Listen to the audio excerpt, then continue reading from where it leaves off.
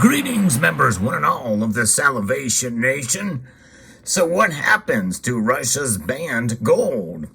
And the latest update in news about the ban and how it could possibly work. So let's explore.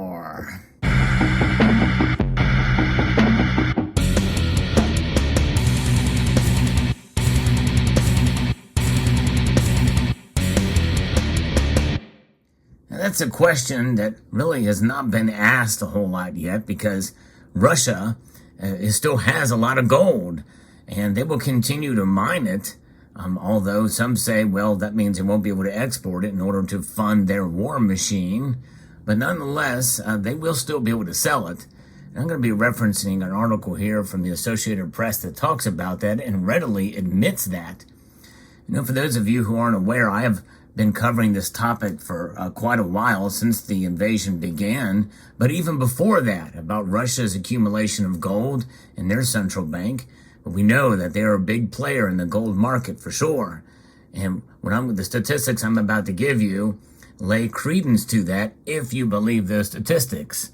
And that's just it. Sometimes the math does not add up with regards to Russia and some of these countries. And so that's something we have to keep in mind as well here too.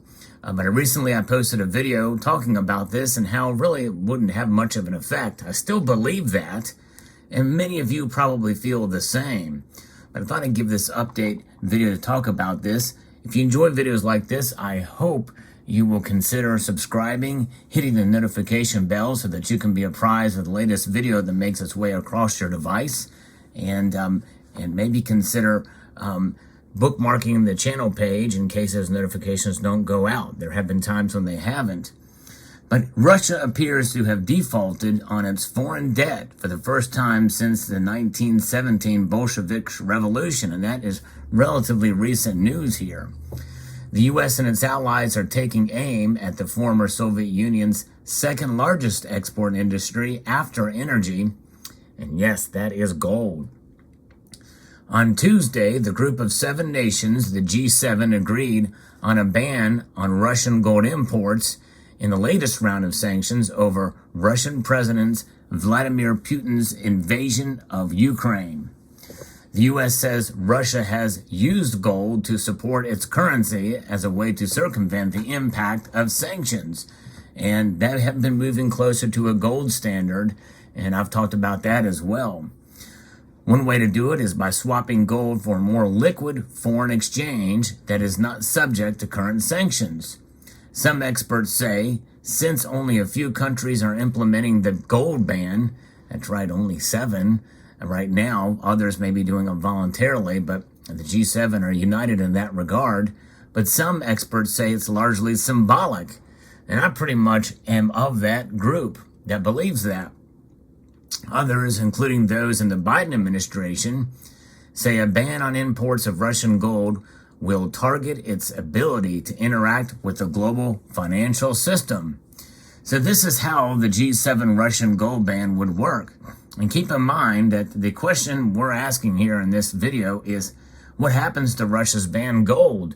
Well, the answer probably is obvious. They'll just accumulate more of it.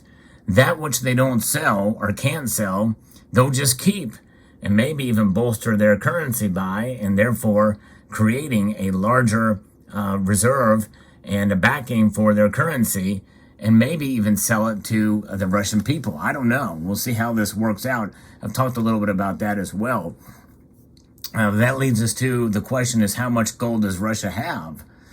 According to Secretary of State Anthony Blinken, since Russia's gold is second most lucrative export after energy, and nearly 90% of the revenue comes from G7 countries, cutting that off, denying access to $19 billion of revenues a year, that's significant. So that really doesn't answer the question in a number of tons of gold that Russia has. Do we really know, and do we really believe that 90% of the revenue from gold exports goes to those G7 countries? Well, he seems to think so. I question that statistic, but maybe it's true. Blinken goes on to say that it can't acquire what it needs to modernize its defense sector, to modernize its technology, to modernize its energy exploration. If they're not able to do that, Russia began increasing its gold purchases in 2014. I have been documenting those since then, by the way, after the U.S. issued sanctions on Russia for Putin's invasion of Crimea. Now the country holds $100 billion to $140 billion in gold reserves, which is roughly 20% of the holdings in the Russian central bank, according to U.S. officials. So it's a lot in their central banks there, but really it's not the most. It's only 20%. So the AP articulates here how a gold ban could work. While Russia will still able to sell gold to other countries outside of the group of 7 jurisdiction, it will impact the ability of Russia to earn export revenue, says Chris Weaver, a Russian economist analyst consulting firm Micro Advisory. But the thing is that likely, since this invasion has been planned for a year plus, probably more than a year, they probably found those other avenues and be able to ways to do it, because probably Putin has anticipated these actions. It's a high level of export receipts that is sustaining the country and sustaining the economy since sanctions were ratcheted up after February 24th. And so he seems to think that they are earning their money mostly by gold at this point. In practice, it would result in civil or criminal penalties on people who come from countries that have agreed on a gold ban from Russia. So there you go. That's how it would happen, is anybody who comes from those countries of the G7 that do business with Russia will be subject to criminal penalties. Swiss custom officials on Friday said they are tracking roughly 3 tons of Russian gold worth more than $202 million that entered Switzerland from the United Kingdom last month as they monitor potential violations of economic sanctions against Russia. I also documented that story as well, too. So what other measures have been made on gold trade? And this harkens back to a story I covered early on, which is why I think this is largely symbolic. But the AP dismisses it in this piece here, in this next couple of paragraphs, or a couple of sentences here. In March, the U.S. and its allies, essentially the LBMA, moved to block financial transactions with Russia's central bank that involve gold, aiming to further restrict the country's ability to use its international reserve. That came after calls from members of Congress to restrict Russia's gold trade. The Treasury Department issued guidance that American individuals, including gold dealers, distributors, wholesalers, buyers, and financial institutions, are generally banned from buying, selling, or facilitating gold-related transactions involving Russia and various parties that have been sanctioned. And I have actually been wanting one of those gold Russian coins for a while. A member of this very community was able to actually acquire one before these bans went into place. He got lucky, that Cyber Curtain Twitcher. The Treasury Department, they issue these guidance to these individuals here, but how will that punish Russia?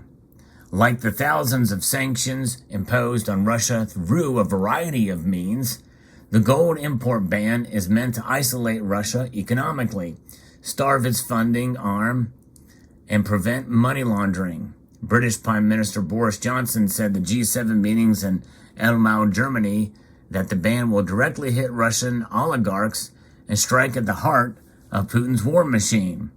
I think that's, in a way, wishful thinking on Boris Johnson's part, but I could be wrong. It'd be very interesting to see how this plays out. Again, I'm skeptical.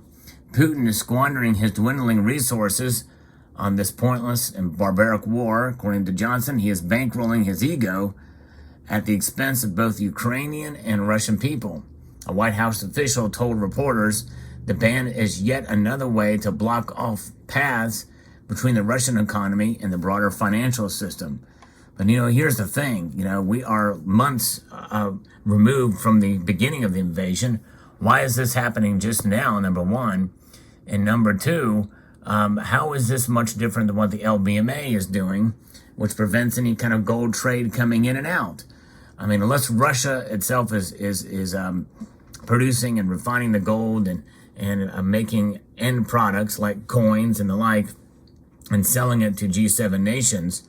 I don't know how it's different, and there could be some of that happening, but this was a pretty big story when it was released, and it seems to be, in a sense, kind of a nothing burger, but we'll see how it plays out. Now, how will it affect the price of gold? And that's another story.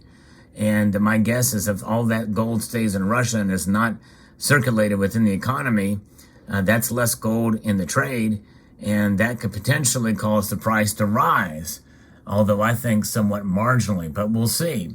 And the reason why I say that is because the LPPA, the London Platinum and Palladium Association, effected the same ban on palladium and also platinum, which most of it does come from Russia.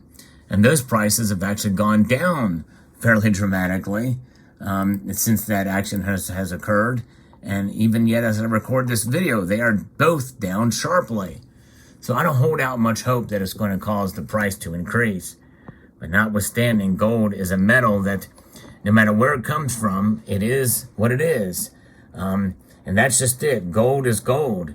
And I know most of us would probably not buy gold that's dirty. In other words, it's where it's affected the environment, or it's maybe acquired through criminal activities or through war and the like.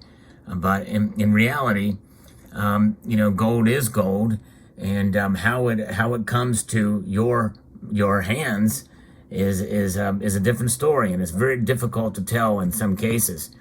But that is what leads us to questioning, as far as to what extent the powers that be will go to track gold to make sure it's sourced ethically and responsibly.